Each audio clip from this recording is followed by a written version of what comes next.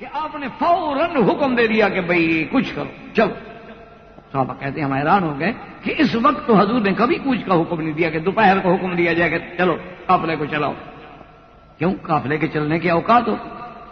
دوپہر کو تو قافلے روکے جاتے ہیں، قافلے چلائے نہیں جاتے.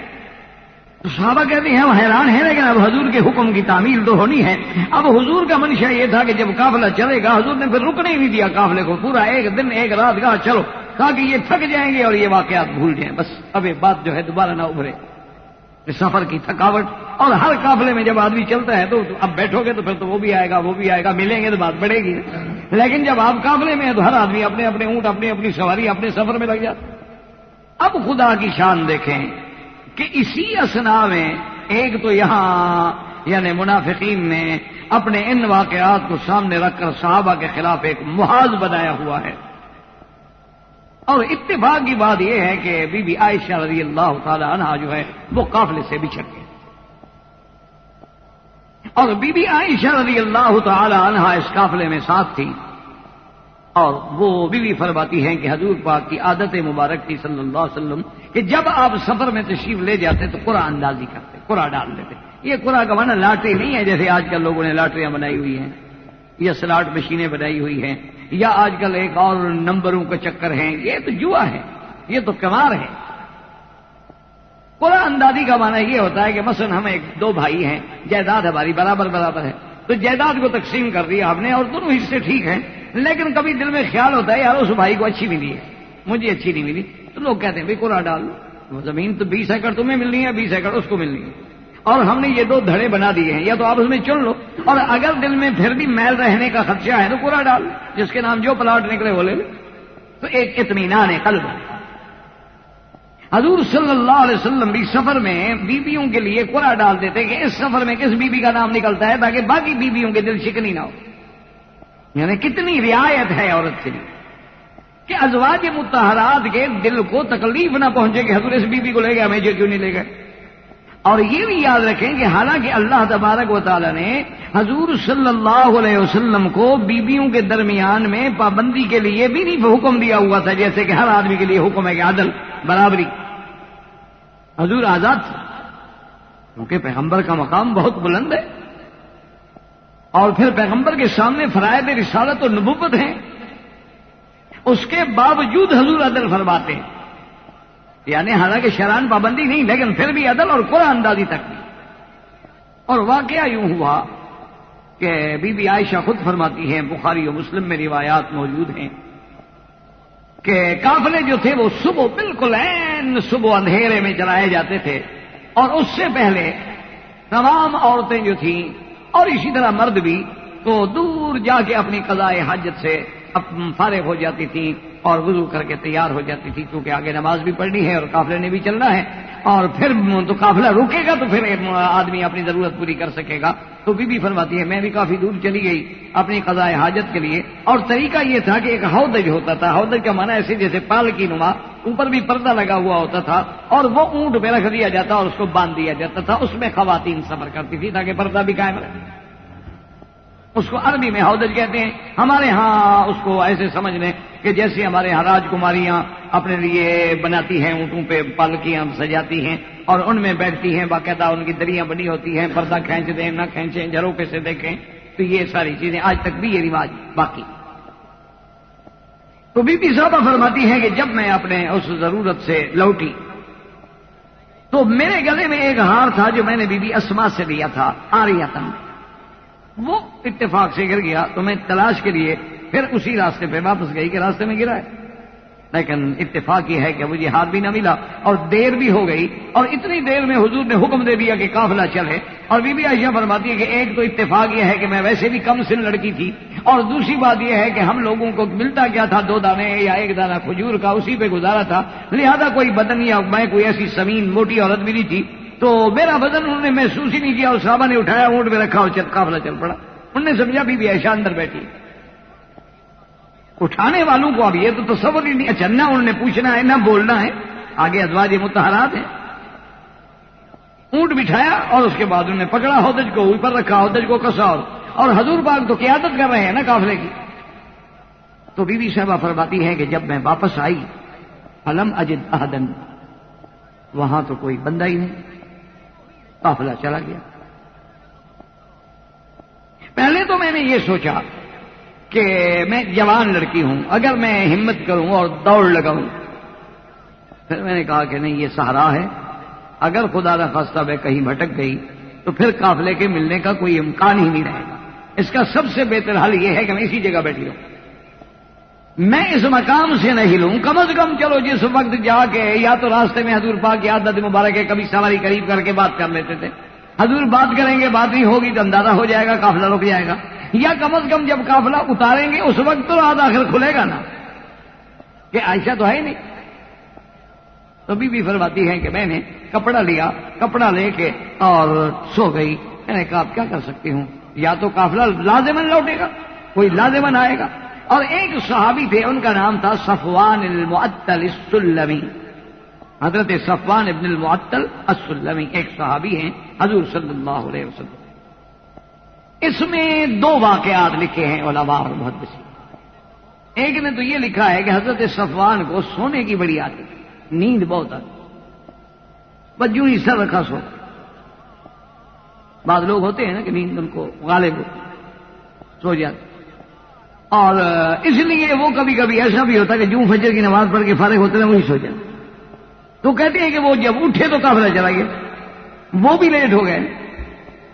ایک وجہ تو بعد میں علماء نے یہ لکھی ہے کہ کانا کثیر النوم، کہ ان کو نیند کی عادت تھی بہت، اور یہ بہت سارے لوگوں میں ہوتی ہے، بعد میں سوتے رہتے۔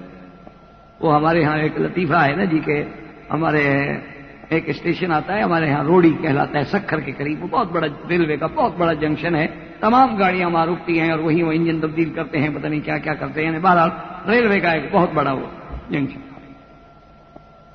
وہاں ایک آدمی جو ہے جو لاہور جا رہا تھا، اچھا وہاں آ کے بوگیاں بھی تبدیل ہوتی ہیں، بعض بوگیاں ایسی ہوتی ہیں جو صرف روڑی تک آتی ہیں، آگے پھر اور بوگیاں لگ جاتی ہیں۔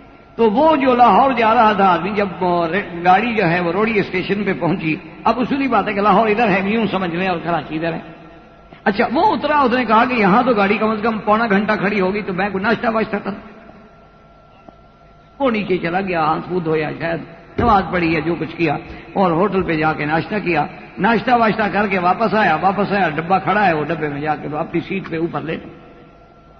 اب جناب اس شریف آدمی کو پتہ نہیں لگا کہ تو بوگی تبدیل ہو گئی ہے۔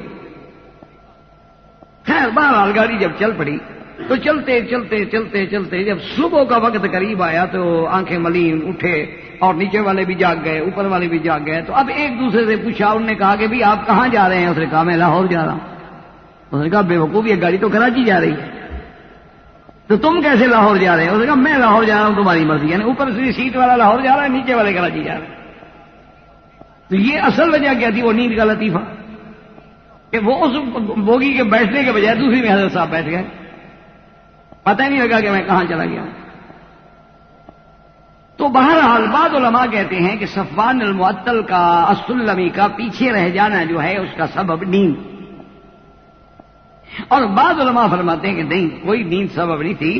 حضور اکرم صلی اللہ علیہ وسلم نے، سرکار دو عالم نے ان کی ڈیوٹی لگائی ہوئی تھی کہ تم جب قافلہ چلا جائے تم سو جاؤ، تم 1-2 گھنٹے ٹھنڈے نیند بھی کر لو، اور اٹھنے کے بعد جب تم بیدار ہو تو اس پوری جگہ کی تلاشی لو کہ قافلے والے کوئی چیز تو نہیں بھول گئے، کیونکہ قافلہ رات کو چل پڑا ہے، تو ہو سکتا ہے کہ قافلے والا کوئی ڈبہ بھول گیا، قافلے والا کوئی کھانے کی چیز بھول گیا، قافلے والا کوئی کپڑا بھول گیا، قافلے والا کو خیمہ بھول گیا، تو ان سب کو اٹھا کے اپنے اونٹ پہ باندھو اور آ جاؤ۔ تو یہ اس کی ڈپٹی تھی، یہ نہیں کہ وہ دیر آمدن لیٹ ہوا تھا۔ تو بی بی عائشہ فرماتی ہے کہ میں تو کپڑا لے کے لیٹی ہوئی تھی کہ میں نے آواز سنی کہ ایک آدمی کہتا ہے انا للہ و انا الیہ راجعون، زور سے اس نے پڑھا کہ انا للہ و انا الیہ راجعون۔ بی فرماتی اب میں بیدار ہو گئی، میں نے کپڑا لیا، اس نے میرے قریب آ کے اونٹ بٹھا دیا اور میں اس اونٹ پہ بیٹھ گئی، اس نے مہار پکڑی اور چل۔ اچھا وجہ کیا تھی کہ جب وہ بیچارہ آیا نا اس میدان والی جگہ پہ، دیکھا کہ ایک آدمی سویا ہوا ہے۔ جب سویا ہوا ہے، جب قریب آیا تو اندازہ ہو گیا کہ جوتا وغیرہ ہر چیز پڑی ہے، تو عورت ہے، تو اس کی زبان سے فوراً نکلا انا للہ، یہ مصیبت ہے کہ ایک عورت رہ گئی قافلے سے، اور بی بی عائشہ فرماتی ہے ثم عرفنی، پھر اس نے مجھے پہچان بھی دیا، کیونکہ آیت حجاب سے پہلے وہ مجھے دیکھا بھی کرتا. اور کہتی ہے واللہ، خدا کی قسم ہے اس بندے پر کہ ماں کلمنی، اس نے میرے ساتھ بات ہی نہیں کی، ماں سوا ان للہ، میرے ساتھ اس نے کلمہ تو کلمہ بات بھی نہیں کی، یہ بھی نہیں پوچھا کیوں رہ گئی، یہ نہیں پوچھا کہ کیا ہو گیا. اس نے کہا بس اس نے صرف یہ کیا کہ میرے سامنے آ کے اپنا اونٹ بٹھا دیا اور آپ ہٹ کے کھڑا ہو گیا تاکہ میں آسانی سے اونٹ پہ سوار ہو جاؤں. اور میں جب اونٹ پہ سوار ہو گئی تو میں نے بھی کوئی بات نہیں کی، اس نے بہار پکڑی، بہار کندھے پہ رکھی اور مجھے لے کے چل پڑا، اور چلتے اور چلتے اور چلتے. اچھا، اور خدا کی شان ہے کہ راستے میں قافلے میں یہ راز نہیں کھلا اور نہ حضور نے بات کی. اللہ کی شان. اللہ جب قافلہ دوپہر کو جا کے ٹھہرا اور گرمی کی شدت کی وجہ سے قافلہ رک گیا تو اب جناب پتہ لگا کہ بی بی صاحبہ تو ہودج میں ہے ہی نہیں. تو اب تو سب حیران ہو گئے، ابو بکر ساتھ ہیں، صحابہ ساتھ ہیں، انا للہ و انا الیہ راجعون، کہ اتنا بڑا حادثہ، اتنا بڑا عظیم حادثہ ہو گیا کہ سیدہ عائشہ رضی اللہ تعالی عنہا مفقودہ ہیں، غائب ہیں. ابھی وہ سوچ رہے تھے کہ بھئی کوئی واقعہ ہو گیا، کوئی حادثہ ہو گیا، کوئی بات ہو گئی، ہمیں فوراً واپس آدمی بھیجنے چاہیے اسی جگہ پر قافلے تک. ابھی وہ یہ باتیں سوچ رہے ہیں کہ تھوڑی دیر گزری کہ دور سے ایک سوار آتا ہوا نظر آیا. تو اب سب کو پریشانی تھی، ہلچل ہو رہی تھی نا کہ کیا ہوا کیا ہوا کیا ہوا، کہ حتیٰ کہ صفوان آ گئے اور انہوں نے آ کے اونٹنی بٹھائی اور بی بی صاحبہ اتر کے اپنے خیمے میں چلی گئی اور بات ختم ہو گئی. اور سب نے شکر کیا کہ الحمدللہ ثم الحمدللہ. کیوں؟ وہ اتنی دیر بھی تو نہیں گزری تھی نا، مثلا قافلہ چل پڑا 4 بجے اور صفوان نے دیکھا 5 بجے، 1 گھنٹے کا فاصلہ تھا تو 1 گھنٹے کے فاصلے کے بعد وہ بھی پہنچ گئے. اچھا، پھر یہ بھی قاعدہ ہے، یاد رکھیں کہ جب قافلہ چلتا ہے 200 اونٹ چل رہا ہو الگ بات ہے، جب ایک ہو تو دوڑاتا ہے نا اونٹ کو. 200 اونٹ ہو تو سب کی رعایت کرنی پڑتی ہے، کوئی کمزور ہے، کوئی درمیانہ ہے، کوئی طاقتور ہے، کوئی دوڑنے والا ہے، کوئی نہ چلنے والا ہے. تو اتنی دیر میں بی بی صاحبہ آ گئی اور سب نے اللہ کا شکر ادا کیا کہ الحمدللہ ثم الحمدللہ، کہ حرم و رسول اللہ. بی بی عائشہ کو مذاق تھوڑا ہے. لیکن وہ عبداللہ ابن ابی جس کی بات آپ پہلے سن چکے ہیں غزوے میں، جو اتنے حد سے بڑھ گیا تھا کہ اس کا جملہ آج بھی کتابوں میں موجود ہے کہ اس نے اپنے ساتھیوں سے کہا کہ ہم عربوں کی ایک مثال ہے کہ سمن کلبک یاکلک، کہ اپنے کتے کو اچھی طرح مکھن کھلاؤ، یہی تمہیں کاٹے گا کھائے گا. یعنی عربوں میں ایک محاورہ ہے، نعوذ باللہ. اس نے یہ صحابہ کے بارے میں کہا کیونکہ کافر ہے، منافق ہے. صحابہ کو گالی دینے والا کوئی مسلمان تو ہو ہی نہیں سکتا. کوئی تصور ہے کہ ایک مسلمان ہو کلمہ پڑھے اور حضور کے صحابہ کو گالی دیتا ہو؟ کیونکہ وہ رئیس المنافقین تھا تو اتنے بڑے سخت لفظ کہنے والا.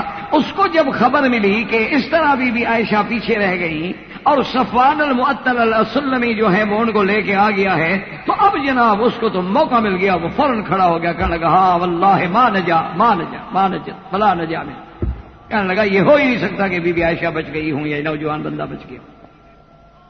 یہ سازش ہے، ایک ایسی بات ہے کہ ایک بیوی پیچھے رہ جائے. یہ کیسے ہو سکتا ہے کہ عائشہ پیچھے رہ جائے؟ یہ کیسے ہو سکتا ہے کہ ہودج اٹھانے والوں کو پتہ بھی نہ چلے کہ بی بی عائشہ اندر ہے یا نہیں ہے؟ اور دیکھو جی کمال دیکھو کہ پھر اتنی جرت دیکھو کہ بھئی وہ ایک نوجوان لڑکی پیچھے رہ گئی ہے، نوجوان آدمی ہے، اکیلے ہیں، اب پھر اس کو لے کے آ بھی گیا ہے.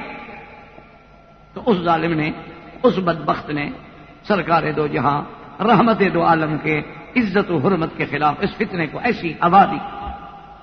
حالانکہ دیکھیں اگر انسان تھوڑا سا بھی عقل استعمال کرے، ایمان سے کہیں کہ کیا کوئی آدمی ایسی بات سوچ سکتا ہے؟ نہیں، آپ اس میں نہ جائیں کہ وہ نبی کی بیوی ہے وہ صحابی، یعنی کوئی ایک اگر عام انسان بھی ہو تو کیا وہ اسی طرح گناہ کرے گا؟ پھر اس کو لے کر یعنی سارے قافلے کے سامنے آ جائے گا کہ میں لے آیا ہوں. وہ تو اپنے گناہ پہ پردہ ڈالنے کے لیے ہزار ہیلے بہانے بنائے گا. وہ ساتھ لے کے آئے کیوں؟ خود بخود ڈھونڈیں گے وہ تو خالی آ جائے.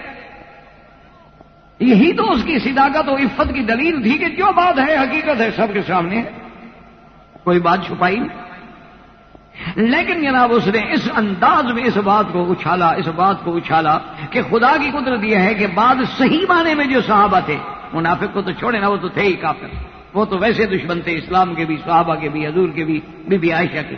لیکن بعض صحابہ جو صحیح معنی میں مومن صحابہ ہیں، جیسے حضرت حسان جیسا آدمی جو شاعر رسول اللہ، اور حضرت مصطح جیسا آدمی جو بدری صحابی ہے، اور بی بی حمنہ رضی اللہ تعالی عنہا جو بی بی زینب کی بہن ہے. حمنہ بنت جہش جو ہیں یہ بی بی زینب بنت جہش کی بہن ہے اور بی بی زینب حضور کی بیوی ہے. اللہ کی شان یہ ہے کہ یہ لوگ بھی اس سازش کا شکار ہو گئے اور انہوں نے بھی بی بی عائشہ کے خلاف جو عبداللہ ابن ابی نے باتیں کی تھی ان نے بھی کہنی شروع کر دی. اب بات پھیلتی گئی پھیلتی گئی پھیلتی گئی. اچھا بی بی عائشہ فرماتی ہے خدا کی شان ہے کہ مجھے کسی بات کا پتہ نہیں. یہ تو بی بی صاحبہ بعد میں واقعہ بیان کر رہی ہے نا جو امام بخاری اور امام مسلم رحمۃ اللہ علیہ نے اپنی صحیح بخاری اور صحیح مسلم اس واقعے کو نقل فرمایا ہے. لیکن اس وقت بی بی کہتی ہیں چونکہ میرے سامنے تو کوئی بات نہیں ہوتی نا, بی بی عائشہ کے سامنے آگے تو کوئی کچھ نہیں کہتا. بی بی فرماتی ہیں مجھے کوئی پتہ نہیں, البتہ اتنا ضرور ہوا کہ میں نے سرکار دو عالم کی التفات میں اور نظر کرم میں کمی دیکھی کہ اب حضور کا میرے لیے وہ پہلے جیسا التفات نہیں رہا, محبت نہیں رہی, توجہ نہیں رہی, نظر کرم نہیں. اس سے مجھے پریشانی ہوتی کہ بھئی کیوں ایسا کیوں ہو رہا ہے, مجھ سے کوئی ایسی غلطی تو ہوئی نہیں. اچھا ادھر تو خیال ہی نہیں جا رہا نا بی بی کا. فرماتی ہے کہ حضور کی روز بروز نظر جو ہے مجھ سے ہٹتی گئی ہٹتی گئی ہٹتی گئی اور بلکہ بعض اوقات تو حضور نے میرے ساتھ براہ راست بات کرنا بھی چھوڑ دی. تو ایک دن میں نے عرض کیا, میں نے کہا کہ یا رسول اللہ آپ ناراض ہیں اور مجھے کوئی وجہ بھی نہیں بتائی جا رہی, اگر اجازت ہو تو پھر میں اپنے والدین کے گھر میں چلی جاؤں. تو بی بی صاحبہ فرماتی ہے کہ میں نے سوچا کہ جب ماں کے گھر میں جاؤں گی تو آخر ماں ہے, وہ میرا سہارا بنے گی, مجھے ساتھ دے گی, اس کے سامنے پوچھوں گی کہ پتہ لگے حضور پاک کی بے توجہی کا وجہ کیا ہے. تو میری والدہ سمجھدار ہیں, کوئی نہ کوئی بات نکل آئے گی. تو کہتی ہیں کہ میں اپنے والدہ کے گھر میں آ گئی. تو اس دور میں بی بی صاحبہ فرماتی ہے کہ مدینہ منورہ میں ابھی انتظامات نہیں ہوئے تھے کہ حمامات اور بیت الخلاء اور یہ بنائے جائیں. اس وقت بھی رواج یہی تھا کہ رات کو چند عورتیں مل کے دور چلی جاتی تھی پہاڑوں میں اور اپنی قضاء حاجت سے فارغ ہو کے واپس آ جاتی تھی. کہتی ہیں اسی طرح ایک دفعہ میں جا رہی ہوں اور عورتیں بھی ہیں اور میرے ساتھ مستح جو ہے ان کی والدہ بھی ہیں اور ہم قضاء حاجت کے لیے مدینہ منورہ کے شہر سے دور دور جا رہے ہیں اور ابھی راستے میں ہیں کہ بی بی ام مستح کو پاؤں میں کپڑا جو اٹکا تھا تو بی بی گری, پاؤں میں کپڑا پھنس گیا. بی بی صاحبہ جو گری نا تو بے ساختگی سے کہا کہ تا ایسا مستح, کہ مستح ہلاک. غصے میں کہا کہ تا ایسا مستح برباد ہو گیا. تو بی بی عائشہ فرماتی ہے مجھے جوش آ گیا, میں نے کہا یا ام مستح ما تقولین انہو من اصحاب بدر, کہ مستح کی ماں کیا کہہ رہی ہو, تیرا بیٹا مستح جو ہے وہ تو بدری صحابی ہے, اصحاب بدر میں سے ہیں جن کے بارے میں اللہ نے فرمایا کہ جو کرے میں نے ان کے گناہ معاف کر دیے ہیں. تم ایسے شان والے صحابی کو کہہ رہی ہو کہ ہلاک ہو اور برباد ہو, کیا کہہ رہی. تو بی بی عائشہ فرماتی ہیں کہ مستح کی ماں حیران ہو کے کھڑی ہو گئی. تو اس نے کہا عائشہ تمہیں پتہ ہی نہیں. میں نے کہا کس بات کا. اس نے کہا اللہ کی بندگی تمہارے خلاف یہ ہو گیا یہ ہو گیا یہ ہو گیا. اس طرح عبداللہ ابن ابی نے تہمت لگا دی, اس واقعے کو اتنا اچھالا گیا ہے اور یہ میرا بیٹا جو ہے یہ بھی ان کے ساتھ ملا ہوا ہے, یہ بھی تیرے خلاف باتیں کر رہا ہے, تو میں کیسے بد دعا نہ کروں. چاہے میں ماں ہوں لیکن میں عائشہ کے خلاف تو بیٹے کی بات نہیں برداشت کر سکتی, تو میں بد دعا نہ دوں تو کیا کروں, یہ میرا بیٹا بھی ان کے ساتھ شریک ہوا ہے.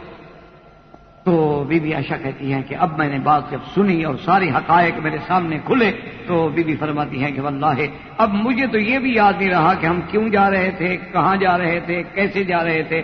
اسی بے ہوشی کے عالم میں میں سیدھا اپنے گھر آئی اور آتے ہوئے بستر پہ گر گئی اور مجھے شدید بخار. میری ماں نے مجھے آ کے تسلی دی. اس نے کہا عائشہ صبر کرو, تمہاری جیسی بیوی ہو, محمد پاک جیسا شوہر ہو تو دشمن ایسی باتیں کرتے. جب اللہ نے ایسے شان والی بیوی دی ہو, ایسا شان والا, جب ایسی پیاری جوڑی ہو تو دشمن تو توڑنے کے لیے کوشش کرتے ہیں. صبر کرو. پر بی بی عائشہ کہتی ہے مجھ سے صبر کیسے ہو. اور حضور صلی اللہ علیہ وسلم میرے والدین کے گھر میں بھی تشریف لے آتے تو میرا نام نہ لیتے, صرف یوں فرما دے کئی فتیکم, اس کا کیا حال ہے. تو بی بی فرماتی ہے کہ میں تو پھر اور زیادہ اس صدمے کا شکار ہو جاتا. تو سیدہ عائشہ صدیقہ بنت صدیق المبرأۃ من السماء رضی اللہ تعالی عنہا کی عظمت کا اندازہ لگائیں کہ سورۃ نور میں اللہ نے یہ سارا واقعہ نقل کیا ہے. زندگی باقی تو بات باقی انشاءاللہ. برادران اسلام، واجب الاحترام بزرگوں، دوستوں، بھائیوں، عزیز نوجوانوں، دروس مرأے مسلمان عورت اور اس کا مقام کے ضمن میں ہم نے ان خواتین محترمات کا ذکر کر رہے ہیں، پڑھ رہے ہیں، سن رہے ہیں کہ جن کا ذکر اللہ نے قرآن میں کیا، اور اس سے بڑی عظمت کی دلیل کیا ہو سکتی ہے کہ جس کا اللہ اپنے کلام میں ذکر کریں اور وہ قیامت تک قائم ہے۔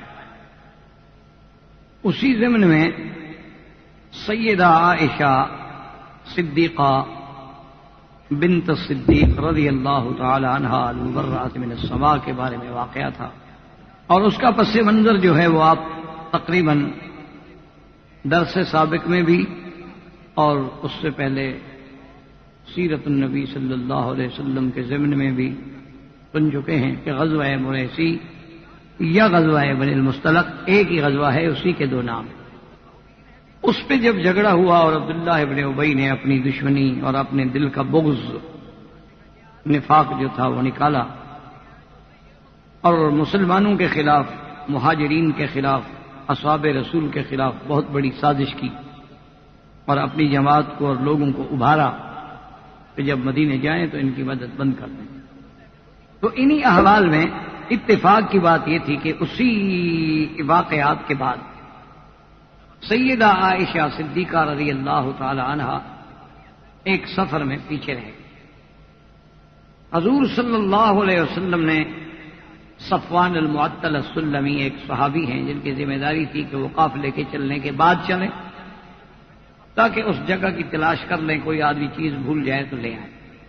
تو صفوان المعطل السلمی جو تھے وہ بی بی عائشہ کو لے کے قافلے میں پہنچے، اور یہ ایک دشمن کے لیے عظیم فرصت کا موقع تھا کہ عبداللہ ابن ابی نے فوراً سیدہ عائشہ رضی اللہ تعالی عنہا کے خلاف طوفان بدتمیزی برپا کیا اور آپ پہ تہمت لگائی، کیونکہ عبداللہ ابن ابی نے اس سازش سے، یہ ایک بہت بڑی اور بڑی گہری سازش تھی۔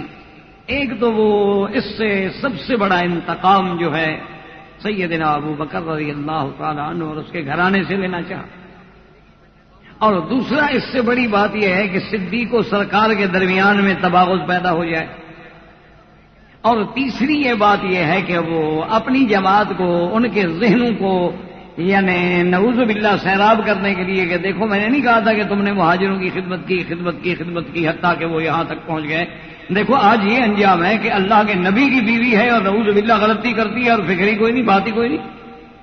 تو اس نے ظالم نے ایک تیر میں کئی شکار کرنا چاہا، اور سیدہ عائشہ رضی اللہ تعالیٰ عنہ خدا کی شان یہ ہے کہ ان کو پتہ ہی نہیں کہ میرے خلاف کیا ہو رہا، کیونکہ سیدہ عائشہ صدیقہ رضی اللہ تعالیٰ عنہ فرماتی ہے کہ مجھے تو صرف سرکار دو عالم کی بے رخی سے احساس ہوا کہ کوئی بات تو ضرور ہے کہ آخر سرکار دو عالم کا وہ نظر کرم، وہ التفات، وہ شفقت، وہ محبت، وہ توجہ وہ نہیں رہا، ورنہ عائشہ تو ان لوگوں میں ہے نا کہ جس کو خوش کرنے کے لیے حضور صلی اللہ علیہ وسلم اس کی ہر بات کا لحاظ فرماتے تھے، حتیٰ کہ یعنی آپ اندازہ کریں گے اس سے بڑی ناز برداری کیا ہو سکتی ہے کہ ایک دفعہ حضور صلی اللہ علیہ وسلم سے بی بی عائشہ نے کہا کہ یا رسول اللہ آپ دوڑنے میں میرا مقابلہ کریں گے۔ آج کل تو بزرگ اور علماء اور جو تھوڑے سے پیر فقیر بن جائیں اس کو توہین سمجھتے ہیں، سنت رسول ہے کہ آدمی اپنی بیوی کے ساتھ بار جائے سے کھیلے، تو حضور نے فرمایا کہ ہاں۔ تو اب حضور صرف بی بی عائشہ کو خوش کرنے کے لیے انہیں اندازہ کریں اس کے مقام کا کہ اس کی ناز برداری کا یہ عالم ہے کہ اللہ کا نبی دوڑ رہا ہے، مقابلہ کر رہا ہے دوڑنے میں، اور اتفاق یہ ہے کہ وہ بی بی عائشہ دوڑ گئی کیونکہ وہ نوجوان تھی، حضور صلی اللہ علیہ وسلم پیچھے رہ گئے۔ تو بی بی عائشہ بہت خوش ہوئی کہ دیکھیں میں نے آپ کو شکست دے دی، حضور نے فرمایا ہاں بات تو ٹھیک ہے، تم جیت گئی۔ کچھ دنوں کے بعد پھر حضور نے فرمایا کہ اچھا عائشہ پھر دوڑو گی؟ حضور نے کہا کہ ہاں یا رسول اللہ، اب حضور دوڑ گئے، بی بی عائشہ شکست کھا گئی۔ تو حضور نے فرمایا کہ تل کا بھی تل کا، دیکھو اس وقت تم نے ہمیں شکست دی تھی، آج ہم نے بھی آپ کو شکست دی۔ تو یہ وہ مقام ہے عائشہ کا، یعنی آپ اندازہ کریں یہ کوئی معمولی بات نہیں، اللہ کا نبی دوڑ رہا ہو۔ آپ ذرا کل اپنے امام مسجد سے کہیں آپ کے ساتھ ذرا دوڑ لگا لیں، اور اگر پیر ہو تو انشاءاللہ کفر کا فتویٰ بھی ساتھ دے دے گا، کہے گا اتنی گستاخی اور میری شان میں ہم پیر طریقت ہیں اور آپ کہتے ہیں کہ عام لوگوں کے ساتھ دوڑیں گے سڑک پہ۔ یہ اللہ کا پیغمبر ہے اور اس میں ہدایات ہیں، تعلیم ہے کہ بیوی جو ہے بیوی ہے، عورت کا ایک مقام ہے، اس کو راحت پہنچاؤ، خوشی پہنچاؤ، اس کے ساتھ باہر جاؤ۔ اسلام تو یہ کہتا ہے کہ آوارہ گردی نہ ہو، بے حیائی نہ ہو، ان مقامات پہ اپنی بیوی کو نہ لے جائیں جہاں اس کی عزت خطرے میں پڑ جائے، ورنہ یہ تو نہیں کہ آپ اپنی بیوی کو قید کر کے رکھیں۔ تو یہ سیدہ عائشہ رضی اللہ تعالی عنہا فرماتی ہیں کہ ایک دفعہ حضور صلی اللہ علیہ وسلم نے مجھے کہا کہ عائشہ، آج مسجد نبی کے قریب جو ہیں کچھ حبشے کے لوگ جو ہیں وہ تیر اندازی کر رہے ہیں بچے، تم ان کی تیر اندازی اور ان کا مقابلہ دیکھنا چاہتی ہو؟ تو میں نے کہا کہ ہاں یا رسول اللہ میں تو دیکھنا چاہتی ہوں۔ تو بی بی عائشہ فرماتی ہے کہ حضور میرے آگے کھڑے ہو گئے اور میں حضور کے کندھے پہ اپنی ٹھوڑی جو ہے رکھ کے کھڑی ہو گئی تاکہ میرا پورا بدن حضور کے پیچھے چھپ گیا، اور ٹھوڑی میں نے حضور کے کندھے پہ رکھ لی اور وہاں سے میں دیکھ رہی ہوں ان کو کہ تیر اندازی ہو رہی ہے۔ اور اس کے بعد کتنی دیر گزر گئی، آخر حضور نے پوچھا کہ حل شبے تھے، اب تم نے اچھی طرح دیکھ رہے؟ انہوں نے کہا نہیں یا رسول اللہ اور تھوڑی دیر۔ تو بی بی عائشہ فرماتی ہیں کہ واللہ مجھے اس تیر اندازی کا تو اتنا شوق نہیں تھا، میں اپنا مقام دیکھنا چاہتی تھی حضور کے دل میں کہ میرے لیے کتنی دیر کھڑے رہ سکتے، لیکن حضور کھڑے، حتیٰ کہ آخر حضور نے پوچھا شبیہ تھی، اب تو تمہارا جی بھر گیا؟ تو میں نے کہا ہاں یا رسول اللہ بھر گیا۔ تو پھر حضور ہٹے۔ یہ وہ عائشہ ہے رضی اللہ تعالی عنہ۔ اسی لیے سیدہ عائشہ رضی اللہ تعالی عنہ فرماتی تھی کہ اللہ نے مجھے ان خصوصیات سے نوازا ہے جو کسی بیوی کو نہیں ملے۔ سیدہ عائشہ فرماتی ہیں کہ اللہ نے مجھے ان خصوصیات سے نوازا ہے، ان مقامات سے نوازا ہے جو حضور کی کسی بیوی کو وہ مقام نہیں ملا۔ ان میں سے بیوی فرماتی تھی کہ ایک تو سب سے بڑی بات یہ ہے کہ حضور میرے ساتھ لیٹے ہوتے ہیں پھر اللہ کی وحی آ جاتی ہے، یعنی ایک بستر پہ لیٹے ہوتے، ایک لحاف میں لیٹے ہوتے، اور حضور صلی اللہ علیہ وسلم کا آخری مقام اور آخری دن جو گزرے ہیں تو گھر بھی میرا تھا، نوبہ بھی میرا تھا، اور بوقت وفات مبارک سینہ بھی میرا تھا، حضور کا سر مبارک جو ہے میرے سینے پہ رکھا ہوا، یعنی یہ مقام کسی کو مل سکتا ہے؟ اور آخری چیز جو حضور کے اندر گئی ہے وہ بی بی عائشہ کا لعاب ہے۔ بی بی عائشہ فرماتی ہیں کہ میرے بھائی سرکار دو جہاں کی عیادت کے لیے تشریف لائے تو ان کے ہاتھ میں مسواک تھا، تو حضور پاک نے بڑی شوق کی نظروں سے مسواک کی طرف دیکھا، تو بی بی عائشہ جو ہیں وہ تو مزاج شناس مصطفیٰ ہیں صلی اللہ علیہ وسلم، فرماتی ہے کہ مجھے فوراً بات کا خیال آ گیا، میں نے کہا کہ ہاں معلوم ہوتا ہے کہ حضور صلی اللہ علیہ وسلم کو مسواک کی تمنا ہے، تو میں نے جلدی سے بھائی سے مسواک لیا، بالکل تازہ مسواک تھا، اور میں نے حضور کی خدمت میں پیش کیا۔ میں نے کہا یا رسول اللہ آپ مسواک چاہتے ہیں؟ میں نے کہا، حضور نے فرمایا کہ ہاں مجھے مسواک کی تمنا ہے، اور اس کے بعد حضور نے فرمایا کہ عائشہ ایسا کرو کہ اس مسواک کو اپنے منہ میں نرم کر کے مجھے دے دو، اب میں اس کو نرم نہیں کر سکتا کیونکہ کمزوری ہے، وفات کا وقت ہے۔ تو بی بی عائشہ فرماتی یہ بھی میری خصوصیت ہے کہ میں نے اپنے منہ میں اس کو چبایا چبایا چبایا اچھی طرح نرم کر کے حضور کو دیا، حضور نے استعمال کیا، تو آخری چیز تو وہ رہی کہ عائشہ ہے جو حضور کے اندر جا رہے۔ یہ مقام جو ہے یہ سیدہ عائشہ کا مقام۔ اسی طرح سیدہ عائشہ فرماتی ہیں کہ اور حضور نے کسی بھی کنواری لڑکی سے شادی نہیں کی سوائے میرے، یہ مقام بھی اللہ نے مجھے دیا۔ تو اتنے بڑی شان والی بیوی ہو اور اتنا بڑا اتہام، اتنا بڑا بہتان، اتنی بڑی تہمت کہ جس سے پورا مدینہ ہل گیا، تو معمولی بات تو نہیں ہے نا۔ عزت رسول ہے، حرم رسول ہے، عصمت رسول ہے، اور امہات المؤمنین ہے، اور بنت صدیق ہے، اور خود بھی صدیقہ ہے، پورا مدینہ ہل گیا، اتنی بڑی بات ہو گئی۔ بی بی عائشہ فرماتی ہیں کہ میں نے کہا یا رسول اللہ اب مجھے اجازت دے دیں کہ میں اپنے والدین کے گھر میں جاؤں۔ حضور نے فرمایا۔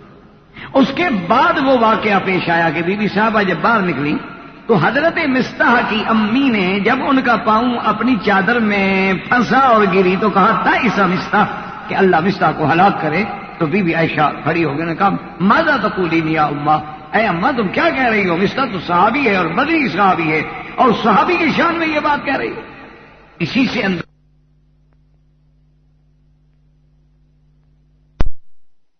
بی بی عائشہ کھڑی ہو گئی نے کہا ماذا تقولین یا اماں، اے اماں تم کیا کہہ رہی ہو؟ مستح تو صحابی ہے اور بدری صحابی ہے، اور صحابی کی شان میں یہ بات کہہ رہی ہے۔ اسی سے اندازہ کریں کہ صحابہ کا اتنا بڑا مقام ہے کہ ماں بھی ان کے حق میں کوئی غلط کلمہ نہیں کہہ سکتی، چاہے جائے کہ عام لوگ کہیں۔ تو بی بی مستح کی اماں جو تھی وہ حیران ہو کے کھڑی ہو گئی، انہوں نے کہا عائشہ اس کا مطلب ہے تمہیں خبر نہیں؟ میں نے کہا کس بات کی؟ اس نے کہا اللہ کی بندی سارے مدینے میں شور ہے عبداللہ ابن ابی نے اتنی بڑی بات کی تو سارا واقعہ دہرایا کہ اس طرح تہمت لگائی گئی اور میرا بیٹا بھی ان کے ساتھ ہے، تو ان کے لیے بد دعا نہ کروں تو کیا کروں؟ اللہ کی شان دیکھیں کہ طوفان جب کھڑا ہوتا ہے نا جی، تو اس میں جو گیلی لکڑیاں ہیں نا کبھی کبھی وہ بھی جل جاتے، تو اس لیے اس واقعے میں ایک تو حضرت مصطح بھی شریک ہو گئے اور حضرت حسان ابن ثابت جو شاعر رسول اللہ، حضرت حسان حضور کے شاعر ہیں جنہوں نے ساری زندگی مدح کی ہے محمد رسول اللہ، وہ بھی اس فتنے کا شکار ہو گئے اور تہمت لگانے والوں کے ساتھ ہو۔ اور اسی طرح بی بی حمنہ بنت جہش، یہ بی بی صاحبہ جو ہیں بی بی حمنہ بنت جہش، یہ بی بی زینب بنت جہش کی بہن ہے۔ زینب بنت جہش جو ہے وہ بیوی ہے محمد رسول اللہ صلی اللہ علیہ وسلم۔ تو عورتوں میں سب سے بڑا کردار جو ہے، اللہ رحمت کرے، اللہ معاف کرے، اللہ معاف کرے، بی بی حمنہ نے ادا کیا اس گھر میں جیسے عورتوں کے اندر عادت ہو۔ تو اسی اثنا میں جب یہ بات پورے زور پہ پہنچ گئی، حضور صلی اللہ علیہ وسلم نے حضرت علی رضی اللہ تعالیٰ عنہ کو بلایا اور حضرت اسامہ کو بلایا۔ حضرت علی رضی اللہ تعالیٰ عنہ جو ہے سیدھی سی بات ہے کہ ابن عم النبی المصطفیٰ ابی طالب کے بیٹے ہیں، حضور کے چچا کے بیٹے ہیں، اور پھر داماد محمد مصطفیٰ ہیں، اور حضرت اسامہ جو ہیں یہ زید کے بیٹے ہیں اور خادم رسول اللہ ہیں صلی اللہ علیہ وسلم، یعنی حضور کے متبنہ کے بیٹے ہیں، اور یہ بھی حضور کو بیٹوں کی طرح عزیز ہیں اور خادم رسول اللہ ہیں۔ حضور نے ان دونوں کو بلایا اور پوچھا کہ اسامہ اچھا تم بتاؤ تمہاری کیا رائے ہے، یہ جو لوگ باتیں کر رہے ہیں بی بی عائشہ کے بارے میں تم کیا سمجھتے ہو کہ اتنے عرصے سے ہمارے گھر میں خدمت کر رہے ہو، تو ہمارے پورے گھر کا ماحول جو ہے وہ تمہارے سامنے ہے، کیا تم نے کبھی عائشہ میں کوئی ایسی بات دیکھی ہے جس سے تھوڑا بہت شبہ ہو سکے؟ تو حضرت اسامہ نے کہا کہ واللہ یا رسول اللہ، مجھے تو اللہ کی قسم ہے میں گواہی دیتا ہوں کہ انہا بریۃ، بی بی عائشہ ایسے گناہ سے پاک۔ ہاں یہ میں کہہ سکتا ہوں کہ بی بی جو ہے بچی ہے اور غفلت ہے طبیعت میں کہ کبھی کام کرتے کرتے بی بی سا بس ہو جاتی، آپ میں غفلت تو ہے لیکن گناہ کا شائبہ ہے۔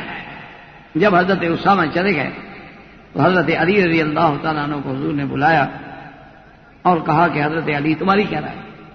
حضرت علی رضی اللہ تعالیٰ عنہ نے محض حضور کے یعنی سکون کے لیے، حضور کے آرام کے لیے کہا کہ یا رسول اللہ عائشہ ماہی الا امرأۃ، عائشہ بھی ایک عورت ہی ہے نا، حضور آپ اتنی کیوں ہم لے رہے ہیں، اتنی آپ کیوں تکلیف برداشت فرما رہے ہیں، کیوں آپ ٹینشن میں، آپ اور کسی نوجوان بچی سے شادی کر۔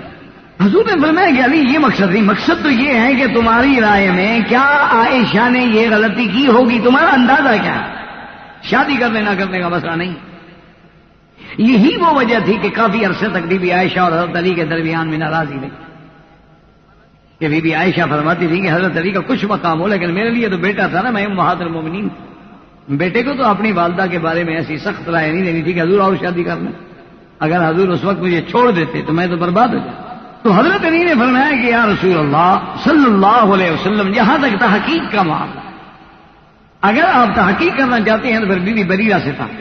بی بی بریرہ جو ہے وہ کنیز ہے بی بی عائشہ، اور بی بی بریرہ رضی اللہ تعالیٰ عنہ جو ہے وہ ہر وقت بی بی عائشہ کے ساتھ رہتی ہے جو ان کی خدمت گزار ہیں، تو پھر یہ تحقیق تو ہے تو پھر بی بی بریرہ سے کریں۔ حضور نے فرمایا اچھا تبھی تمہیں اجازت ہے، آپ بی بی بریرہ کو بلا کے تحقیق کریں۔ اچھا خدا کی شان ہے کہ ایسے امور میں کبھی کبھی حضور حکم جو ہے بی بی حضرت علی کو دیتے تھے تحقیق کا۔ ایسے معاملات میں صرف بی بی عائشہ کا معاملہ نہیں، بعض لوگوں نے اس بات کو بھی بڑھایا، بعض لوگوں نے نعوذ باللہ اسی سے بی بی عائشہ اور حضرت علی کے تباغت و تحاسد کو ایک دلیل بنایا ہے، حالانکہ یہ بات غلط ہے۔ حضرت علی رضی اللہ تعالی عنہ کے ذمے ایسے معاملات میں ہمیشہ حضور نے حضرت علی کے ذمے لگایا، جیسے کہ ایک عورت مدینے سے آئی، عناق طوائف تھی، اور وہ بہرحال لمبا ایک قصہ ہے، تو مدینہ منورہ سے اس کو ایک صحابی نے خط دے دیا کہ مکے کے فلاں سردار کو پہنچا دینا ہے۔ حضور صلی اللہ علیہ وسلم نے اس وقت بھی حضرت علی کو بلایا، آپ نے فرمایا کہ یا علی، روضہ خاخ ایک مقام ہے مکے اور مدینے کے درمیان میں، ان بہذا عینۃ، وہاں ایک اونٹنی پہ عورت جا رہی ہے، اس کو پکڑو اور اس کے بعد خط ہے برآمد کرو۔ تو گویا معلوم یہ ہوتا ہے کہ اس قسم کے جو تحقیقی کام ہوتے تھے وہ حضرت علی رضی اللہ تعالی عنہ کے ذمہ لگائے جاتے، کوئی نئی بات نہیں۔ حضرت علی رضی اللہ تعالی عنہ فرماتے ہیں کہ میں نے اسی وقت حضرت مقداد کو اور ایک دو ساتھیوں کو لیا اور ہم نے تیز رفتار سواریوں سے گھوڑوں کو دوڑایا اور این اسی روضہ خاک پہ پہنچے تو اونٹنی پہ ایک عورت جا رہی ہے. ہم نے کہا ٹھہر جاؤ. وہ ٹھہر گئی. ہم نے کہا کہ اونٹنی بٹھا دو. اس نے اونٹنی بٹھا دی. ہم نے کہا انما کے کتاب تمہارے پاس ایک لیٹر ہے, خط ہے؟ اس نے کہا کہ نہیں میرے پاس کوئی. تو حضرت علی نے حکم دیا ساتھیوں کو کہ اس کے سامان کی تلاشی کرو. جب سامان سارے کی تلاشی کی گئی تب تحقیق کی گئی, سارا سامان ایک ذرا کھولا گیا, اس میں خط نہ ملا. تو ساتھیوں نے حضرت علی رضی اللہ تعالیٰ عنہ سے عرض کیا کہ حضرت اب ہم نے سامان چیک کر لیا, تحقیق کر دے, بیچاری کو جانے دیں, اس کے پاس تو خط ہے نہیں. صدر نے فرمایا عجیب بات کرتے ہو, کیا کہہ رہے ہو؟ اخبرنی رسول اللہ صلی اللہ علیہ وسلم, مجھے خبر دینے والا کون ہے؟ محمد رسول اللہ. حضور کی بات غلط ہو سکتی ہے؟ تم اس عورت کے مگر کو دیکھ رہے ہو. تو حضرت علی نے اتنا شدید کلمہ فرمایا.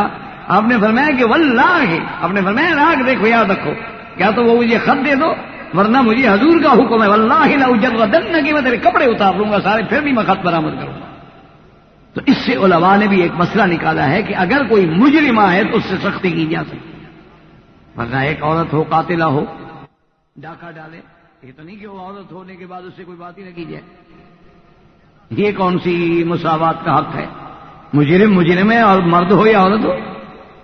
تو جب حضرت علی نے اتنی زبردست دھمکی دی نا تو اس نے ذرا فوراً اپنا دوپٹہ کھولا اور اس کے بڑے بڑے بال تھے, تو بالوں کا اس نے جو اوپر جھوڑا بنایا ہوا تھا اس جھوڑے کے اندر خط چھپا کے اوپر اس نے دوپٹہ لیا ہوتا. اب کس کو شک ہو سکتا ہے کہ وہاں خط رکھا ہوگا؟ خط مل گیا. بہرحال وہ ایک الگ واقعہ ہے. میرے کہنے کا مقصد یہ تھا کہ ایسے امور جو تھے, یعنی جو تحقیق طلب امور تھے, جیسے پولیس انکوائریز ہوتی ہیں, تو حضرت علی رضی اللہ تعالیٰ عنہ کو سپرد کیے جاتے. حضرت علی رضی اللہ تعالیٰ نے بی بی بریرہ کو بلایا تھا. میں کہ دیکھو بریرہ, میں کوئی رعایت نہیں کروں گا, یہ حضور کی عزت کا مسئلہ ہے, یہ سرکار دو عالم کی شان کا مسئلہ ہے, عصمت کا مسئلہ ہے, اس میں قطعاً رعایت نہیں دوں گا. سیدھی سیدھی بات کرو. بات کولی نہیں بھی عائشہ, تمہارا عائشہ کے بارے میں کیا رائے ہے؟ اس نے کہا حضرت علی واللہ, خدا کی قسم, انہا لبریۃ, وہ بالکل پاک. ہاں اتنا بات ضرور ہے کہ وہ ایسی غافل ہے کہ کئی دفعہ ایسا ہوتا ہے کہ آٹا گوندھ کے رکھ کے وہی سو جاتی ہے اور بکری آگے آٹا کھا رہی ہے. غفلت تو ہے طبیعت, لیکن گناہ نہیں. حضرت علی نے بڑا سختی سے ڈانٹا. انہوں نے کہا جو مرضی آئے کرے, جو بات حقیقت ہے وہ حقیقت. تو حضرت علی رضی اللہ تعالیٰ عنہ نے بھی حضور کی خدمت میں آ کے عرض کیا کہ یا رسول اللہ, بی بی بریرہ کی تحقیق کے بعد بی بی عائشہ جو ہیں بری. اسی طرح حضرت ابو ایوب انصاری رضی اللہ تعالی عنہ, جو سب سے پہلے میزبان ہیں مدینے میں محمد رسول اللہ صلی اللہ علیہ وسلم, سب سے پہلے حضور مدینے میں ابو ایوب کے گھر میں ہوتے, اور ان کی محبت اور ادب کا یہ عالم تھا. حضرت کے نیچے کمرہ تھا, ایک اوپر کمرہ.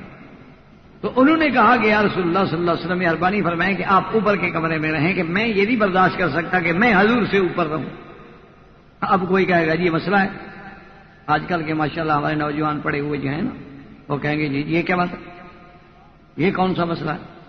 لیکن یہ مسئلے کا پتہ ان کو ہے جن کو اللہ نے ادب سے نوازا ہے. جو ادب سے ہی محروم ہو ان باتوں کو کیا سمجھے.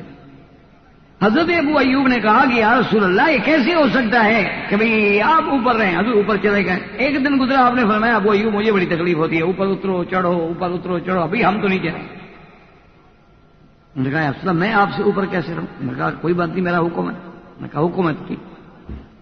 حضور جب اوپر چلے گئے ابو ایوب رضی اللہ تعالیٰ, تو رات کو بیوی سے کہا کہ خبردار دیوار کے ساتھ لگ کے چلا کرو اور دیوار کے ساتھ لگ کے سویا کرو, درمیان میں کبھی نہ چلنا کہ نیچے حضور کے اوپر قدم نہ آئے ہمارے. یعنی یہ ہے نا جی قبر صاحب, حضور تو درمیان میں بیٹھے گا, تم دیوار کے ساتھ لگ لگ کے چلا کرو تاکہ ہمارے قدم براہ راست حضور کے اوپر سے نہ گزرے. یہ ادب کی باتیں ہیں, یہ ادب کی روایات ہیں, یہ ان کو پتا ہے جن کے دل میں عشق رسول ہے صلی اللہ علیہ وسلم, ورنہ یہ مسائل سے باتیں نہیں سمجھ آ سکتی. اسی لیے کسی نے کہا تھا نا کہ بے عشق محمد جو محدث ہیں جہاں میں, بے عشق محمد کے, حضور کا عشق تو ہے نہیں لیکن حدیث پڑھا رہے ہیں, بے عشق محمد جو محدث ہیں جہاں میں, آتا ہے بخار ان کو بخاری نہیں آتی. بخار تو ان کو باشق آتا ہو لیکن بخاری نہیں. بخاری تب آئے گی جب اس حدیث رسول سے اور جس کی حدیث مبارک ہے اس سے عشق ہو. تو اب جناب یہ وہ ابو ایوب انصاری ہیں. جب یہ بات چلی تو ایک دن ابو ایوب نے اپنی بیوی سے کہا، انہوں نے کہا کہ بات سنو کہ یہ جو بی بی عائشہ کا رضی اللہ تعالیٰ عنہ کے خلاف ایک عظیم سازش اٹھی ہوئی، مجھے یہ بتاؤ کہ اگر اسی طرح جیسے بی بی عائشہ بیچاری پیچھے رہ گئی بھول کے، اسی طرح ابو ایوب نے اپنی بیوی سے کہا کہ اگر اس طرح تم پیچھے رہ جاتی، تمہارے ساتھ یہ واقعہ پیش آتا، اور اسی طرح بے عین ہی تمہیں کوئی آدمی اکیلا اس جنگل میں مل جاتا، صحرا میں مل جاتا، تو کیا تم گناہ کرتی؟ اس نے کہا واللہ، انہوں نے کہا خدا کی قسم میں تصور بھی نہیں کر سکتی گناہ کا. تو اس نے کہا بات سنو، تو پھر جس پہ الزام لگا ہے وہ تم سے شان میں بہتر ہے، اور جہاں تک میرا تعلق ہے مجھ سے محمد مصطفیٰ بہتر ہے، پھر ان کی بیوی یہ غلطی کیسے کر سکتی ہے؟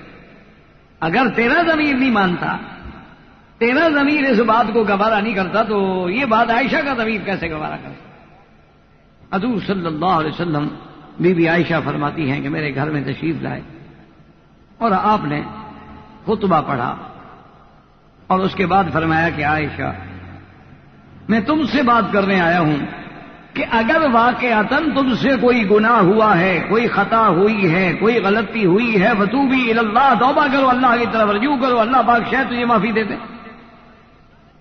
اور اگر تم گناہوں سے پاک ہو، اگر تم نے کوئی غلطی نہیں کی ہے تو پھر ٹھیک. بی بی عائشہ کہتی ہیں کہ اس وقت میرے ابا بھی موجود تھے، میری اماں بھی موجود تھیں. تو میں نے کہا عجب یا ابھی، ابا جان آپ جواب دیں حضور کی بات کا. تو نے کہا یا بنت، میری بیٹی میں کیا جواب؟ میں نے اماں کو کہا، میں نے کہا حضور جو پوچھ رہے ہیں، جو فرما رہے ہیں، اس کا تم جواب دو گے. انہوں نے کہا کہ عائشہ ہم کیا جواب دیں؟ اور حضور نے بھی فرمایا کہ عائشہ تم خود جواب دو. تو عائشہ فرماتی ہیں رضی اللہ تعالیٰ عنہ، کہتی ہیں خدا کی قسم میں اتنی بیمار ہو گئی تھی، اتنی کمزور ہو گئی تھی، اتنی صاحب فراش ہو گئی تھی کہ مجھ سے چلنے کی طاقت بھی ختم ہو چکی تھی، لیکن اللہ نے مجھے طاقت دی اور میں اٹھ کے بیٹھ گئی. میں نے کہا کہ یا رسول اللہ، آپ بھی، میرا ابا بھی، میری اماں بھی سن رہی ہیں. آج بالکل آپ کا اور میری حالت وہ ہو چکی ہے کہ اگر میں یہ کہوں کہ میں نے گناہ کیا ہے تو آپ سب مجھے سچا سمجھیں گے. یہاں دیکھو، چلو اعتراف کر لیا نا، غلطی مان لی نا. اور اگر میں کہوں کہ انا بریۃ، میں بری ہوں، میں نے گناہ کا تصور بھی نہیں کیا، میرے تو خیال میں بھی یہ بات نہیں آئی، تو آپ میری بات کو نہیں مانیں گے. تو اب میرے پاس کوئی جواب نہیں. اقول کما قال ابا یوسف، میں صرف اب وہی بات کہوں گی جو یوسف کے ابا نے کہی تھی، فصبر جمیل واللہ المستعان علی ما تصفون، کہ میں صبر کروں گی اور اللہ میری مدد کرے گا جو کچھ میرے بارے میں کہا جائے. میرے پاس کوئی جواب. حضور صلی اللہ علیہ وسلم بی بی فرماتی ہیں چلے گئے. اور بعض روایات میں یہ بھی آیا ہے کہ ایک دن حضور صلی اللہ علیہ وسلم بہت ہی متفکر ہیں. یہ بات ہے، اسی سے سمجھیں کہ اللہ کے پیغمبر عالم الغیب نہیں ہوتے. اگر علم غیب ہو تو حضور ایک مہینے تک پریشانی برداشت فرمائیں، کیا بات ہے؟ اچھا، بعض لوگوں نے کہا ہے کہ نہیں جی، اصل میں بات یہ ہے کہ علم تو تھا لیکن قاضی اپنے علم پہ فیصلہ نہیں کرتا. یعنی مجسٹریٹ کو پتا ہوگی یہ واقعہ کیا ہے، وہ فیصلہ نہیں کرے گا، جو گواہ کہیں گے وہ تو وہی کرے گا. علم تو تھا تو پریشان تو نہ ہوتے نا. اگر حضور کو علم غیب ہے تو آپ آگے بتا دیتے کہ مجھے یقین ہے، اور اس کے بعد بی بی عائشہ کو بھی کہہ دیتے کہ تم بری آؤ، لیکن اگر عوام کو جواب دینا ہے کو حل تو کرنا ہے. اور ایک روایت میں ہے کہ حضور پاک نے مسجد نبوی میں آ کے خطبہ پڑھا اور سارے صحابہ کو بلایا، اور اس کے بعد آپ نے فرمایا کہ دیکھو میرے صحابہ، میں اپنی بیوی کی طرف سے، اپنے اہل کی طرف سے یہ بات کہتا ہوں کہ واللہ انہا لبریۃ، میری بیوی پاک. تو ایک صحابی تھے رضی اللہ تعالی عنہ، بعض روایات میں ہے کہ سعد بن معاذ ہیں رضی اللہ تعالیٰ عنہ، وہ کھڑے انہوں نے کہا کہ یا رسول اللہ، جب آپ فرما رہے ہیں کہ آپ کی بیوی پاک ہے تو صاف بات ہے کہ دشمنوں نے یہ سازش کی ہے، آپ ہمیں حکم دیں، اگر وہ بندہ میرے قبیلے کا ہے تو میں گردن کاٹ کے پیش کروں گا، اور وہ بندہ اگر کسی اور قبیلے کا ہے آپ ہمیں حکم دیں، ہم جانے نچھاور کرتے ہیں. اسی پہ تھوڑی سی تلخی ہو گئی. سعد بن عبادہ کھڑے ہو گئے، انہوں نے کہا کہ تم غلط کہہ رہے ہو، تمہیں پتا ہے کہ تہمت لگانے والا چونکہ تمہارے قبیلے کا نہیں ہے اس لیے کہہ رہے ہو نا کہ گردن کاٹ لو گے، چونکہ وہ ہمارے قبیلے کا ہے. تہمت لگانے والا جو ہے وہ تمہارے قبیلے سے نہیں ہے، اس لیے بہادری سے کہہ رہے ہو. اگر وہ تمہارے قبیلے کا ہوتا تو کبھی ایسی بہادری سے یہ بات نہ کہتے، کیونکہ تمہیں پتا ہے کہ وہ بندہ ہمارے قبیلے کا ہے، لہذا تم یہ باتیں کر رہے ہو. اس نے کہا کہ نہیں، اس پہ تھوڑی سی آپس میں تلخی ہوئی. حضور پاک نے دونوں کو کہا کہ بھئی جھگڑے کرنے کی ضرورت نہیں ہے، بات صرف اتنی ہے کہ میں نے بتا دیا ہے کہ میرا اہل جو ہے وہ پاک ہے۔ اب ان سارے واقعات کے باوجود جب پھر بھی وہ ٹینشن جو تھی دور نہ ہوئی، تو بعض روایات میں اور بعض کتابوں میں ملتا ہے، جو ہمیں کسی صحیح مستند حدیث مبارک میں تو نہیں ملا، لیکن واقعات ایک دوسرے کی گواہی دیتے ہیں، ایک دوسرے کی تائید کرتے ہیں، کہ ایک دن حضرت نے آقا انعامدار میں سیدنا امیر المومنین حضرت عمر کو بلا رضی اللہ تعالی عنہ وارضاہ۔ آپ نے فرمایا عمر تم بتاؤ میرے گھر کے بارے میں یہ جو مسئلہ پیدا ہو گیا ہے اور سارے مدینے میں منافقین نے اتنا بڑا فتنہ کھڑا کر دیا ہے، تم کیا کہتے ہو؟ چونکہ تمہیں اللہ نے بڑا عقل دیا ہے، بڑا فکر دیا ہے، بڑے سوچ والے بندے ہو، تم بتاؤ تم کیا کہتے ہو؟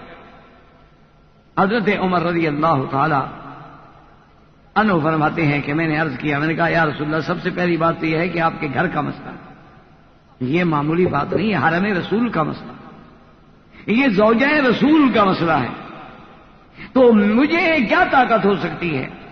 مال ابن خطاب کے بیٹے کو کیا ضرورت ہے کہ محمد بدری کے گھر کے بارے میں باتیں کرے؟ حضور نے فرمایا عمر میں رائے لے رہا ہوں، مشورہ لے رہا ہوں، پوچھ رہا ہوں، حکم دے رہا ہوں۔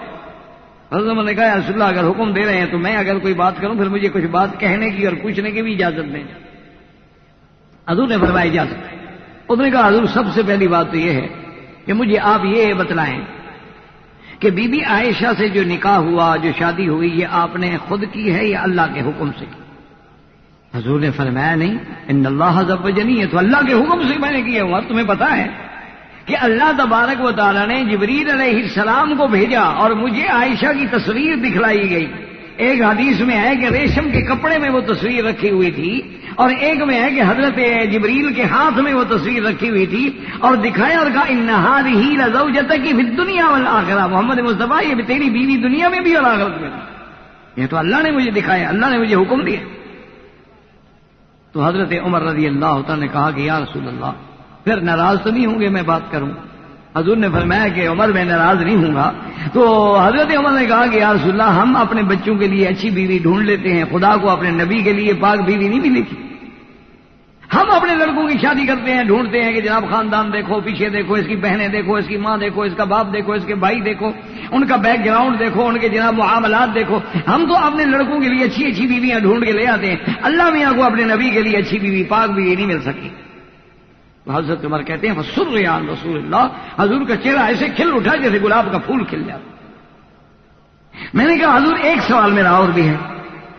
حضور میں اچھا عمر پوچھو وہ کیا سوال؟ میں کہا رسول اللہ آپ کے بدن پہ یہ مکھی جو ہے گندی مکھی اور یہ کیڑے شیڑے یہ گندی روایت یہ بیٹھتی ہیں؟ حضور نہیں اللہ نے مجھے محفوظ رکھا ہے۔ کہا یا اللہ جو اللہ اپنے نبی کے کپڑوں پہ مکھی نہیں بیٹھنے دیتا وہ حضور کے بستر پہ ناپاک عورت بٹھائے گا؟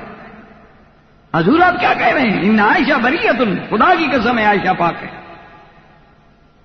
اسی طرح پھر حضور نے زینب بنت جہش آپ کی بیوی ہے جس کی بہن تہمت لگانے میں شریک ہے حمنہ، حضور نے بیوی زینب بنت جہش سے پوچھا، انہوں نے کہا چونکہ بیوی حمنہ تو آگے ہے نا اس کی بہن، تو کوئی بات ہوگی تو اس نے بہن کو تو بتائی ہوگی۔ حضور نے پوچھا زینب تمہاری کیا رہا ہے؟ اس نے کہا واللہ یا رسول اللہ انہا لبریۃ، عائشہ پاک میری بہن غلطی، میری بہن نے محض میری محبت میں آ کے ایک فتنے میں شکار ہو گئی ہے۔ اس نے یہ سوچا ہے کہ چونکہ حضور کی توجہ اور محبت زیادہ عائشہ کے ساتھ ہے تو جب بیوی عائشہ نہیں رہے گی تو بیوی زینب کی طرف محبت زیادہ ہو جائے گی، تو میری بہن نے اپنی بہن کی محبت میں آگے اس فتنے میں شرکت کی ہے، ورنہ واللہ انہا لبریۃ، مجھے اللہ کی قسم ہے کہ بیوی عائشہ پاک ہے۔ حضور صلی اللہ علیہ وسلم تشریف لے آئے اور بیوی عائشہ فرماتی ہیں کہ اس حال میں آئے کہ میرا ابا بھی موجود ہے، میری اماں بھی موجود ہے اور میں صاحب فراش ہوں۔ حضور نے آگے پوچھا بڑی یعنی نظر انداز کرتے ہوئے کہ کیف فیکم، کیا حال ہے اس کا؟ یہ اظہار ناراضگی تھا نا، نام نہیں لیا تو یہ نہیں کہا گیا عائشہ کیا حال ہے، یا ان کے والد سے پوچھتے یا والدہ سے پوچھتے کیف حال عائشہ، عائشہ کا کیا ہے، کیف فیکم اس کا کیا حال ہے۔ اچھا اللہ کی شان ہے کہ یہی بات بے عین ہی میرے آقا نے، یہ بھی ایک دلیل محبت ہے۔ بات یہ ہے کہ ذرا سوچنے والا آدمی ہو، ذرا تھوڑا سا اپنے عقل کو دوڑائیں تو یہ حضور کا کہنا کہ کئی فیکم نام نہ لینا جو ہے یہ بھی دراصل دلیل ہے عائشہ سے محبت کی۔ اس کی وجہ یہ ہے کہ آپ دیکھیں حدیث میں دلیل موجود ہے کہ ایک دن حضور پاک نے فرمایا کہ عائشہ جب تم مجھ پہ راضی ہوتی ہو مجھے پتہ لگ جاتا ہے اور جب ناراض ہو تو پتہ لگ جاتا ہے۔ تو بی بی عائشہ نے کہا یا رسول اللہ ایسا تو کبھی نہیں ہوتا کہ ہم نعوذ باللہ ایسے حالات پیدا کریں کہ آپ کو ہماری ناراضگی. اس نے فرمایا نہیں جب تم راضی ہو مجھے پتہ لگ جاتا ہے اور ناراض ہو تو مجھے علم ہو جاتا ہے کیا تمہارا موڈ میرے ساتھ ٹھیک نہیں. بی بی عائشہ نے کہا کہ یا رسول اللہ کیسے پتہ چلتا ہے؟ حضرت نے فرمایا جب تم راضی ہو اور کوئی بات ہو تو کہتی ہو رب محمد کہ مجھے رب محمد کی قسم ہے, اور جب ناراض ہو تو میرا نام نہیں لیتی, کہتی ہو رب ابراہیم مجھے ابراہیم علیہ السلام کے رب کی قسم ہے. یعنی جب راضی ہو تو کہتی ہو مجھے رب محمد کی قسم ہے, میرا نام لیتی ہو, اور جب مجھ سے ناراض ہو تو میرا نام نہیں لیتی ہو, کہتے نہیں مجھے رب ابراہیم کی قسم ہے. رب تو ایک ہی ہے نا, ابراہیم کا رب بھی وہی ہے اور محمد مصطفیٰ کا رب بھی وہی ہے, لیکن میرا نام چھوڑ دیتی ہو. تو یہ نام چھوڑنا جو ہے اظہار تھا ناراضگی کا, اس لیے حضور پاک نے بھی وہی عمل کیا جو عائشہ کرتی تھی کہ عائشہ کا نام لینا چھوڑ. یہ بھی ایک دلیل محبت ہے کہ میں بھی وہی کہہ رہا ہوں جو تم کہہ رہی ہو. یہ بھی ایک انداز ہوتا ہے نا کہ کبھی نام لیا جاتا ہے اور کبھی نام نہیں لیا جاتا, لیکن یہ بھی انداز محبت ہے, اس میں کوئی انداز ناراضگی نہیں. بتا حضور تو خطبہ پڑھ کے مسجد میں فرما چکے ہیں کہ انا علی بریہ تو میری بیوی پاک ہے. یہ تو اسی طرح ہے نا جیسے کہ انشاء نے کہا تھا کہ وہ ایک اس کی ایک بڑی عجیب مشہور سی نظم ہے نا انشاء کی کہ کچھ نے کہا کہ یہ چاند ہے, کچھ نے کہا چہرہ تیرا. تو اس میں بھی وہ کہتا ہے کہ ہم بھی وہاں موجود تھے, ہم سے بھی لوگ پوچھا کیے, ہم چپ رہے, ہم ہنس دیے, مقصود تھا پردہ تیرا. یعنی ہم جانتے تو تھے کہ کیا ہے لیکن ہم چپ رہے, ہم ہنس دیے, منظور تھا پردہ تیرا. تو حضور کا نام نہ لینا جو ہے یہ بھی دلیل محبت ہے عائشہ کے ساتھ. یہ بغض نہیں ہے, بعض علماء نے جو سمجھائے ناراضگی نہیں ہے, بالکل حضور نے وہی معاملہ کیا جو عائشہ نے. اب اس کے بعد حضور نے فرمایا کہ عائشہ میں نے تمہیں کہا تھا کہ جو بات ہے واضح کرو. تو بی بی عائشہ نے کہا اپنے ابا سے کہ آپ میری طرف سے صفائی دیں. ابو بکر نے کہا کہ نہ. اس نے کہا بیٹی میں صفائی نہیں دوں گا کیونکہ تم میری بیٹی ہو, باپ تو بیٹیوں کی صفائی دیا ہی کرتے ہیں, یہ حضور کا معاملہ ہے, میں نہیں صفائی. تو میں نے کہا اماں جان چلو تم تو ماں ہو نا, ماں کا تو ایک مقام ہوتا ہے, تم بات کرو. اس نے کہا لا عائشہ تمہارا لاکھ مقام ہو لیکن حضور کے مقام سے تو بلند نہیں. یہ اس وقت مسئلہ ہے سرکار دو عالم کی عزت و عصمت, ہم اس میں دخل نہیں دیں. بی بی عائشہ فرماتی ہے نزل علیہ الوحی, اب حضور کی ایسی کیفیت مبارک ہو گئی کہ کوئی آپ پہ وحی اتر رہی ہے, اور کہتی ہے کہ میں نے جب اپنے باپ کی طرف نظر ڈالی اور اپنی ماں کی طرف نظر ڈالی تو خدا کی قسم ایسے معلوم ہوتا تھا کہ میرے والدین ابھی مر جائیں, کیونکہ وہ ڈر گئے کہ گھر میں ہیں اور حضور یہی بات کر رہے ہیں اور ابھی وحی آ گئی ہے, خدا جانے ہماری بیٹی کے بارے میں کیا خبر آتی ہے. لیکن عائشہ کہتی ہے واللہ اللہ کی قسم ہے میں مطمئن, مجھے یقین تھا. میں نے کہا کہ جب میں بری ہوں تو اللہ مجھے ایک بے گناہ کو اللہ تبارک و تعالیٰ کیوں سزا دیں گے, وہ تو ظلم سے پاک ہے, منزہ عن الظلم. تو اب جناب جب وہ وحی کی کیفیت ختم ہوئی نا تو سب سے پہلی بات جو حضور کی زبان سے فرمایا ابشری یا عائشہ, عائشہ مبارک کہ اللہ نے قرآن نازل فرما دیا ہے جو ہم نے ابتدا میں پڑھا تھا اور جس کی آخری آیات تھی کہ وَلَوْلَا إِذْ سَمِعْتُمُوهُ قُلْتُمْ مَا يَكُونُ لَنَا أَن نَّتَكَلَّمَ بِهَذَا سُبْحَانَكَ هَذَا بُهْتَانٌ عَظِيمٌ. ایسے سخت لفظ ہے اللہ نے فرمایا کہ میرے محبوب اپنی امت سے کہہ دو, صحابہ سے کہہ دو کہ جب تم نے یہ بات سنی تھی اسی وقت کہ تم لوگوں نے کیوں نہیں کہا یہ بات کہ ماننا ان نتکلم بہذا, ہم ایسی بات کیوں کریں. سبحانک ھذا بہتان عظیم, پاک ہے اس کی ذات, یہ تو بہتان کہا گیا ہے, عائشہ تو پاک ہے. اس وقت فوراً آپ لوگوں کی زبان میں یہ بات کیوں نہیں آئی. یعظکم اللہ ان تعودوا لمثلہ ابدا ان کنتم مؤمنین. اللہ تمہیں ہدایت کرتے ہیں, اللہ تبارک و تعالیٰ تمہارے لیے موعظ بیان کرتے ہیں کہ خبردار آئندہ ایسی بات نہ ہو کہ کسی پاک بیوی پہ تہمت لگائی جائے, اور اگر تم ایمان والے ہو تو عورت کی عزت و عفت و عصمت کا ہمیشہ خیال رکھنا, خبردار کبھی زبان پہ ایسا لفظ نہ آئے.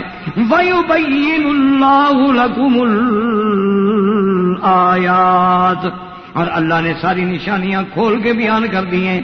وَاللَّهُ عَلِيمٌ حَكِيمٌ, اور اللہ تبارک و تعالیٰ علم والے ہیں, حکمت والے ہیں. اللہ کے آگے تو کوئی چیز چھپی ہوئی نہیں. اور جن لوگوں نے اس برائی کو پھیلایا ہے ان الذين يحبون ان تشيع الفاحشة في الذين آمنوا, جو یہ محبوب رکھتے ہیں کہ ایمان والوں کے درمیان میں یہ بری بری باتیں اور کہانیاں اور کیسے پھیلائی جائیں, لهم عذاب علیم فی الدنیا والآخرہ، ان کے لیے بڑا دردناک عذاب ہے دنیا میں بھی اور آخرت میں بھی. واللہ یعلم وانتم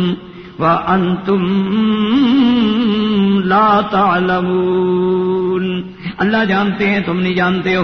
جب یہ آیت اتری تو فوراً ابو بکر صدیق رضی اللہ تعالی نے کہا کہ قومی عائشہ فاشکری رسول اللہ. اندازہ کریں یہ ہے مقام عورت کا اسلام کی نظر میں. لیکن یہ باتیں وہ کیا جانے، جو لوگ جن کی زندگی کلب میں گزرے یا ڈسکو میں، وہ کیا سمجھے؟ ان بیچاروں کو کیا پتا ہے کہ عزت و عصمت عورت کا کیا مقام ہے. یعنی اندازہ کریں کہ حضرت ابو بکر ہے، باپ ہے، افضل بعد رسول اللہ، کہتے ہیں قومی عائشہ فاشکری رسول اللہ، عائشہ اٹھو اور حضور کا شکریہ ادا کرو.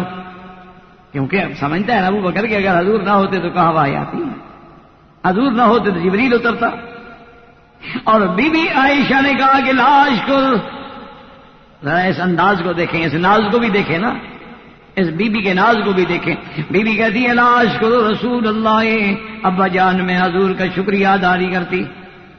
بی بی ام رومان نے، بی بی عائشہ کی والدہ نے کہا قومی عائشہ فاشکری رسول اللہ، بیٹی اٹھو حضور کا شکریہ ادا کرو.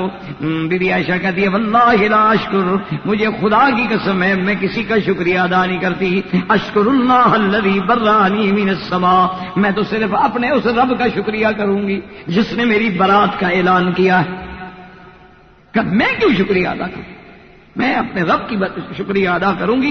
اور بی بی عائشہ فرماتی ہے واللہ ما اظن، خدا کی قسم ہے، کہتی ہے خدا کی قسم ہے میں نے کبھی گمان بھی نہیں کیا تھا کہ میری برات کا ایسے انتظام ہوگا. یہ تو مجھے یقین تھا کہ میں بری ہوں، لیکن مجھے خیال یہ تھا کہ اللہ حضور کے دل میں ڈال دیں گے کہ بی بی عائشہ پاک ہے، یا اللہ تبارک و تعالی خواب میں حضور کو دکھلا دیں گے. لیکن بی بی فرماتی ہے خدا کی قسم ہے مجھے یہ توقع نہیں تھی کہ اللہ قرآن میں ایک رکوع میری شان میں اتاریں گے جو قیامت تک پڑھا جائے گا.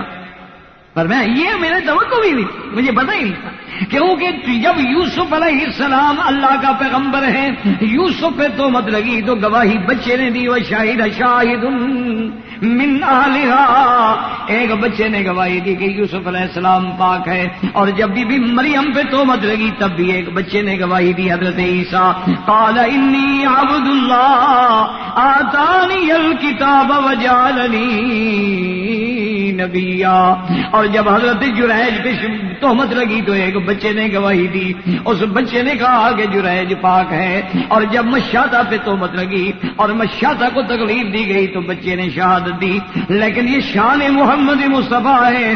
اللہ نے فرمایا کہ میرے محبوب یہ بی بی عائشہ کی عظمت کا مسئلہ ہے، یہاں بچہ گواہی نہیں دے گا، میں عرش سے خود گواہی دوں گا کہ عائشہ پاک ہے.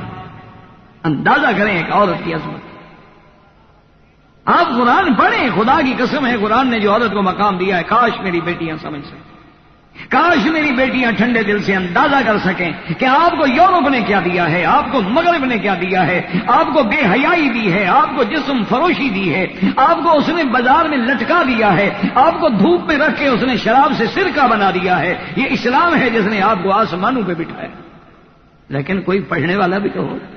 جب آپ بغض کی اینک لگا لیں گے تو قرآن کیا سمجھ آئے گا. صرف اس میں بس نہیں، آگے سنیں جناب، اللہ کا قرآن سنیں کہ عورت کی کتنی بڑی عزت ہے.